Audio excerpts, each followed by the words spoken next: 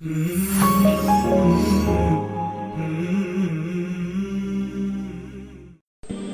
صحابی ہے، یا رسول اللہ میرا باپ نا میری کمائی میں سے خرچ کرتا، مجھ سے پوچھتا ہی نہیں، اور شرعن قانوناً اگر میری کمائی میرے باپ کی جو کمائی ہے یا زمین ہے جائیداد ہے اس سے الگ میں نے اپنی محنت سے کوئی کمائی کی ہے، وہ میری ذاتی چیز ہے، قانوناً میرے باپ کو بھی پوچھنا چاہیے کہ بیٹا یہ تمہاری چیز میں لے سکتا ہوں، یہ پیسہ میں استعمال کر سکتا ہوں، قانون یہ ہے۔ تو اس نے قانون کی بات کی کہ میرا باپ میرا مال اٹھا کے خرچ کر دیتا، مجھ سے پوچھتا ہی نہیں۔ آپ نے کہا اس کے باپ کو بلاؤ۔ اس کے باپ کو بلایا تو وہ انہوں نے پوچھا کیوں بلا رہے ہیں؟ کہا تیرے بیٹے نے تیری شکایت کی۔ تو اس کو اتنا غم لگا کہ وہ کٹ کے مر گیا۔ اور عرب کی شاعری تو پھر پوری دنیا میں مشہور ہے، آج بھی مشہور ہے۔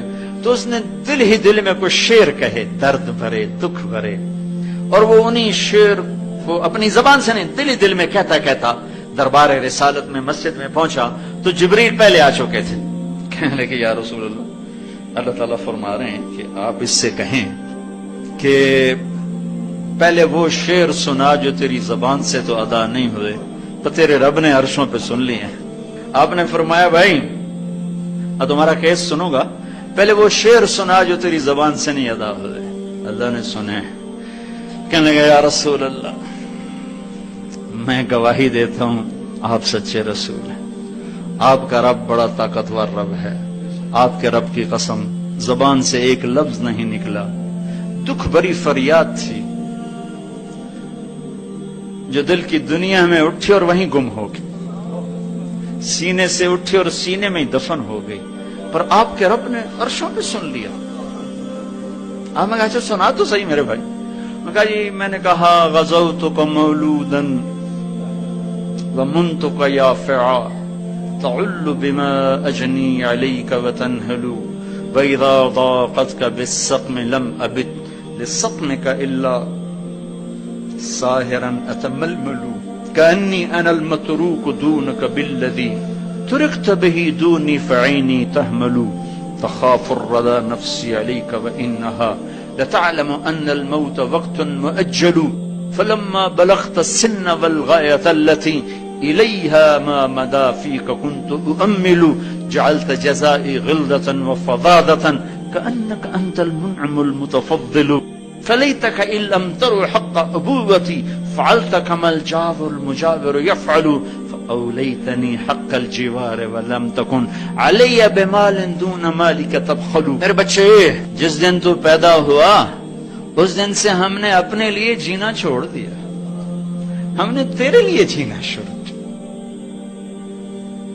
گرمی سے لڑے، سردی سے لڑے، موسموں سے لڑے، حالات کے آہنی پنجوں سے رزق نکالا، جبڑوں سے رزق نکالا، جوانی کو قربان کیا، صحت کو قربان کیا، اپنے جذبات کو سلا دیا، تیرے چہرے کی ایک مسکراہٹ دیکھنے کے لیے ساری ساری رات کام کیا، سارا سارا دن کام کیا، کبھی دھوپ میں کبھی سردی میں، کبھی گرمی سے لڑا کبھی سردی سے لڑا، کبھی موسم سے لڑا کبھی بھوک سے لڑا، تجھے کھلایا خود بھوکا رہا، تجھے پلایا خود پیاسا رہا، تجھے چھاؤں میں لٹایا خود دھوپ میں بیٹھا، تجھے سکھ پہنچایا خود دکھ جھیلا۔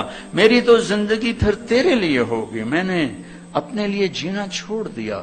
جب کبھی تو بیمار ہوا تو ساری رات میں اور تیری ماں تیرے سرانے بیٹھ کے دھڑ دھڑ دل دھڑک رہے ہوتے تھے، کہیں مر نہ جائے، کچھ ہو نہ جائے۔ ہسپتال پہنچے، ڈاکٹر کو بلاؤ، ٹیکسی بلاؤ، گاڑی بلاؤ، رکشا بلاؤ، جلدی سے ہسپتال پہنچاؤ، مری میں جگہ نہیں، پنڈی لے جاؤ، اسلام آباد لے جاؤ۔